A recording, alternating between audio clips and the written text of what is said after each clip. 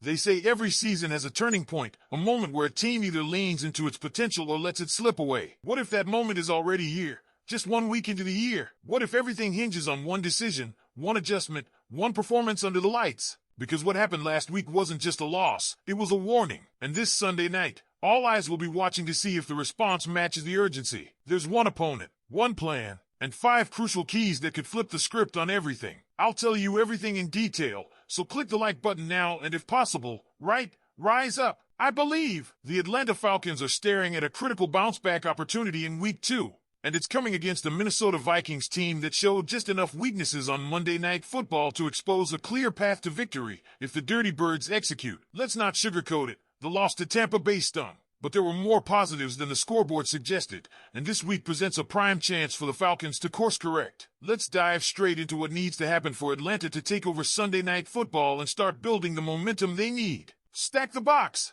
That's step 1, and it's non-negotiable. The Bears failed miserably at this on Monday night, lining up 8 defenders in the box just 20% of the time against Minnesota. The result? 120 rushing yards given up to Aaron Jones and backup Jordan Mason. That's not elite talent they let run wild. It's a result of soft defensive alignment. Atlanta cannot make the same mistake. Kevin O'Connell runs heavy 12-man personnel, loading up with 2 tight ends to open lanes for his backs. That's designed to exploit defenses that don't commit to the run. So Jeff Ulbrich and the Falcons' defense need to force J.J. McCarthy to beat them with his arm. McCarthy looked shaky for 3 quarters against the Bears' defense that, while solid, isn't dominant. Atlanta's defense has enough muscle to smother the ground game and make Minnesota's rookie quarterback sweat. If they fail to stack the box, they risk watching the Vikings chew up the clock in tempo. Let's talk defense a bit more. The Falcons generated an impressive 40.5% pressure rate in Week 1, 7th best in the league, but the problem wasn't getting into the backfield. It was what happened next. The defense failed to finish. Divine Diablo, JPJ, and Rook all had solid pressure counts, but Baker Mayfield still made key throws when not pressured, going 9 of 13 in a clean pocket. On the flip side, he was 0 for 6 under pressure. So what does that tell you? The Falcons are halfway there. They just need more designed blitzes, earlier and more aggressive. Ulbrich stuck to the vanilla third-down blitzes. But if you know a young QB is under center and not yet adjusted to NFL speed, why not dial up pressure on 1st or 2nd down? Make McCarthy uncomfortable before he finds rhythm. Don't let him settle in and dink and dunk down the field. Switching gears to offense, it's time to start calling plays that actually suit the personnel. The pistol formation needs to take a back seat. It was stale and predictable in Week 1. And it was ineffective, 2.5 yards per carry, ranking 27th in the league, despite having Bijan Robinson, arguably the 2nd-best running back in football. That's a complete misuse of one of the most dynamic weapons in the league. Head coach Raheem Morris and offensive coordinator Zach Robinson must get under center more often. You've got a zone blocking scheme, so use it properly. Stack those tight ends, 4 of them made the 53-man roster for a reason. Create gaps. Open lanes. Allow Bijan to make defenders miss in space. And for all the talk about Michael Penix Jr. and what he can become, his best friend right now is a consistent ground game. Tyler Algier and Nathan Carter round out what could be a deadly trio in the backfield, but they're being held back by predictability. Fix the formation. Go under center. Watch the offense breathe. And while we're on the subject of the offense adapting to an aggressive defense, let's talk about Brian Flores. The Vikings defensive coordinator is the most blitz-happy coach in the NFL. He's coming for Penix, especially knowing he's still adapting to the speed of pro defenses. The Falcons' answer? Pass into the flat. Michael Penix Jr. showed flashes of this against Tampa Bay. Quick reads, dump-offs to Kyle Pitts or the running backs. These are how you neutralize blitzes. You don't need chunk plays every snap. A well-placed throw for 8 or 9 yards into the flat on a blitz can change a drive, change a game. If Penix can stay cool and get that ball out fast, he can start forcing Flores to pull back. And when Flores drops into zone, that's when the deep shots become available. Now, let's not pretend everything hinges on XS and OS. Sometimes, it's about execution. That brings us to Young Ho Koo. The man was once one of the most reliable kickers in the league, but right now, he's ice cold.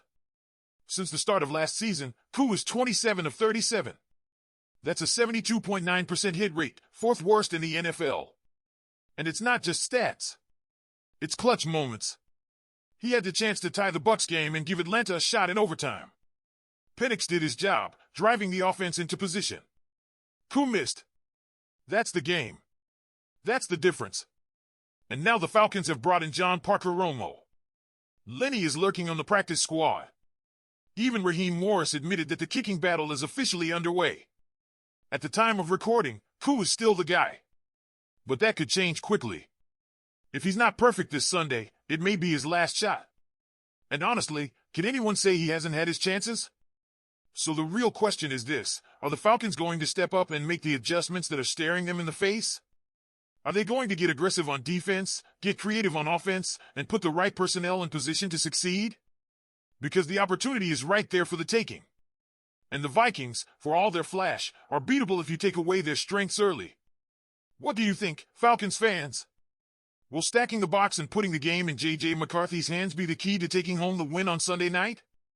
And let's be honest, if there's ever a time for this Falcons team to prove it can execute under pressure, it's now. Because everything about Week 2 is screaming opportunity. The Vikings aren't an unbeatable force.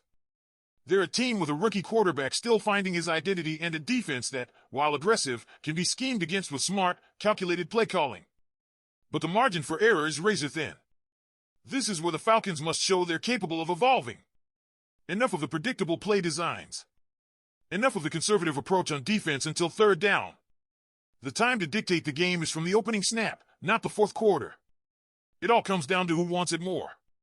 If the Falcons stack the box and take away the run, they force McCarthy into a situation where he has to make tough throws under pressure. That's where Ulbrich's unit can shine. But only if they're willing to mix up their looks and throw blitzes on early downs. Make the kid panic. Force mistakes. Give the secondary chances to flip the game. And defensively, it has to be about rhythm. Get Bijan going, not just to pad stats but to set the tone. Force the Vikings to respect the run, and then hit them with play action. That's where Penix can thrive. As for the kicking situation, it's a cloud that can't hang over this team much longer. It's not just about making the next field goal, it's about restoring confidence in critical moments. If Koo gets the nod again this Sunday, it needs to be a flawless performance. Anything less, and the Falcons might have no choice but to move on. At this level, execution matters. Consistency matters. And trust from the locker room matters even more.